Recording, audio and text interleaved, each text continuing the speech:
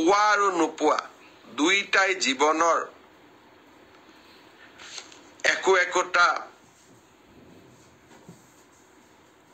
যাত্ৰাৰ সংগী বুলি আমি ধৰি ল'ব লাগিব মই এতিয়া আপোনালোকক জনাই থৈ যাম সাব ইন্সপেক্টৰ আমাৰ ইউবি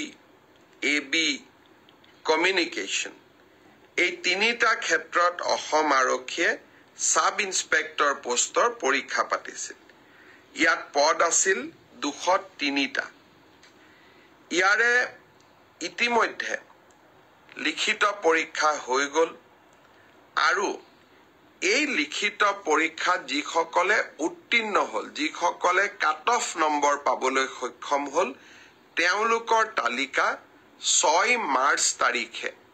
আৰক্ষী বিভাগে প্ৰকাশ কৰিব 6 মাৰ্চ তাৰিখে লিখিত পৰীক্ষাৰ ৰিজাল্ট হোৱাৰ লগে লগে পিএছটি আৰু পিইটি আৰম্ভ হ'ব আৰু পিএছটি আৰু পিইটিৰ এডমিট কাৰ্ড আপোনালোকে 9 মাৰ্চত ডাউনলোড কৰিব পাৰিব আৰু পিএছটি আৰু পিইটি 17 মাৰ্চৰ পৰা আৰম্ভ হ'ব এয়া হ'ল অসম পুলিচৰ সাব ইন্সপেক্টৰ ইউবি এবি আৰু কমিউনিকেশ্যন ইয়াৰ বাবে যি পৰীক্ষা হৈছিল ইয়াৰ পিছত আমাৰ এটা ডাঙৰ পৰীক্ষা হৈছিল কনষ্টেবল আমাৰ এটা ডাঙৰ পৰীক্ষা হৈছিল সেইটো হ'ল constable UB constable AB constable communication আৰু sub officer fire and emergency service কনষ্টেবলৰ ইউবিত পোষ্ট আছিল 1760টা কনষ্টেবল এবিত পোষ্ট আছিল 2301টা কনষ্টেবল কমিউনিকেশ্যনত পোষ্ট আছিল 466টা আৰু সাব অফিচাৰ ফায়াৰ সাৰ্ভিসত পোষ্ট আছিল মাত্ৰ এটা এই গোটেই পৰীক্ষাটোৰ ইতিমধ্যে পিএছটি আৰু পিইটি কমপ্লিট হ'ল এই পৰীক্ষাটোৰ যিসকলে পিএছটি পিইটিত কোন পাছ কৰিলে ইয়াৰে ৰিজাল্ট অসম আৰক্ষীয়ে 12 মাৰ্চ তাৰিখে ঘোষণা কৰিব অৰ্থাৎ কনষ্টেবল ইউবি এবি পৰীক্ষাৰ প্ৰথম ৰিজাল্ট 12 মাৰ্চ তাৰিখে প্ৰকাশিত হ'ব ইয়াৰ পিছত আপোনালোকে নিজেও জানে যে এটা লিখিত পৰীক্ষাত আমি অৱতীৰ্ণ হ'ব লাগিব আৰু এই লিখিত পৰীক্ষাটিৰ বাবে যিসকলে কাট অফ মাৰ্ক পাবলৈ সক্ষম হ'ব তেওঁলোকে এডমিট কাৰ্ড 17 মাৰ্চৰ পৰা ডাউনলোড কৰিব পাৰিব আৰু ফাইনেলি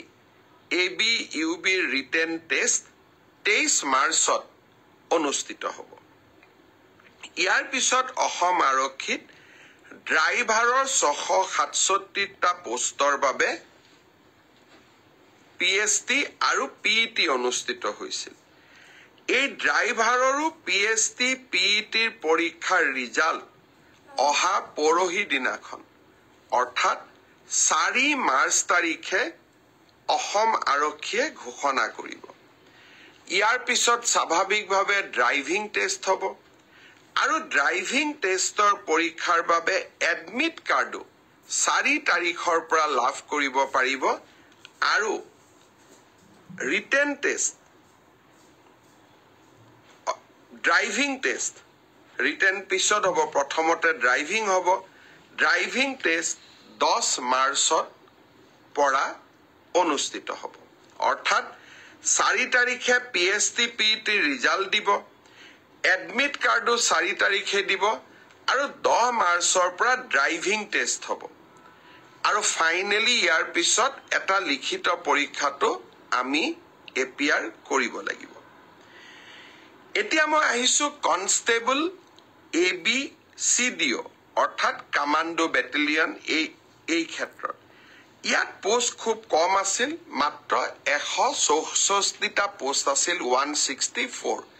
কাৰণ কমান্ডো বেটেলিয়ন বিলাক নতুন বেটেলিয়ন ইয়াত ভ্যাকেন্সি অহাৰ এতিয়া প্ৰশ্নটো বহুত কম কমান্ডো বেটেলিয়নৰ ৰিজাল্ট আমি আমাৰ কাট অফ মাৰ্কছ যিটো PST আৰু PETৰ যিটো কাট অফ মাৰ্ক তাক আমি 27 মাৰ্চ তাৰিখে ঘোষণা কৰিম। অৰ্থাৎ কামাণ্ডো বেটেলিয়নৰ 164 পদৰ বিপৰীতে আমাৰ যি ৰিজাল্ট হ'ব কাট অফ মাৰ্কছ এনাউন্স হ'ব 27 মাৰ্চ। তাৰ পিছত এডমিট কাৰ্ড আহিব 1 এপ্ৰিল তাৰিখে আৰু সাইকোমেট্ৰিক টেষ্ট 8 এপ্ৰিলৰ পৰা অনুষ্ঠিত হ'ব। আমাৰ গ্ৰেড 4 অসম আৰক্ষীত 258টা পোষ্টৰ বাবে অনুষ্ঠিত হৈছিল।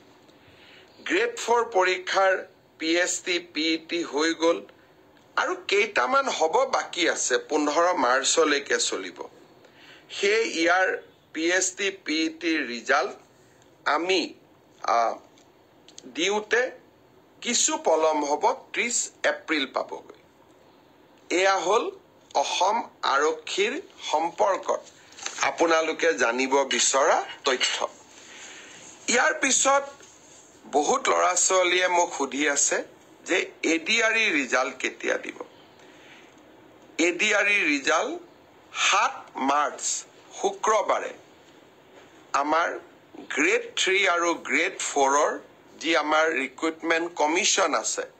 তেওঁলোকে ঘোষণা কৰিব। যিমান কেইটা পদ আছে তাৰ বিপৰীতে 2জনকৈ ল'ৰা ছোৱালীক এই পৰীক্ষাত উত্তীৰ্ণ হ'ব আৰু তেওঁলোকৰ মাজত পৰৱৰ্তী সময়ত ৰিটেন টেষ্ট অৰেল অনুষ্ঠিত হ'ব। অৰ্থাৎ লিখিত পৰীক্ষাৰ ৰিজাল্ট গ্ৰেড 3 আৰু গ্ৰেড 4 আমি 7 মাৰ্চ তাৰিখে ঘোষণা কৰিম। এটা পোষ্টৰ বিপৰীতে 2জনকৈ ল'ৰা ছোৱালীয়ে এই লিখিত পৰীক্ষাত উত্তীৰ্ণ হ'ব। শেষৰ নম্বৰটোত যদি বেছি ল'ৰা ছোৱালীয়ে একেটা নম্বৰে পায় তেতিয়াহ'লে হয়তো 3000 পোষ্টৰ বিপৰীতে মই ধৰি ল'ব কৈছোঁ 6000 ল'ৰা ছোৱালী পাছ কৰিব লাগে, কিন্তু একেটা নম্বৰ যদি বহু পৰীক্ষাৰ্থীয়ে লাভ কৰে